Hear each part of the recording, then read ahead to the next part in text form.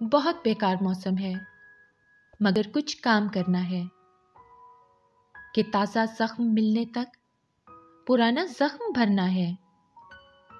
अभी सादा वर्क पर नाम तेरा लिख के बैठा हूँ। अभी इसमें महक आई है, तितली ने उतरना है। बढ़े जो हब्स तो शाखें हिला देना कि अब हमको हवा के साथ जीना है, हवा के साथ मरना है। यही एक शुगल रखना है अज़ियत के दिनों में भी। किसी को भूल जाना है, किसी को याद करना है। कोई चेहरा न बन पाया मुकद्दर की लकीरों से, सो अब अपनी हथेली में मुझे खुद रंग भरना है। वो हर लम्हा दुआ देते हैं लंबी उम्र की ताबेश। मुझे लगता है प्यारों को भी रुखसत मैंने करना है।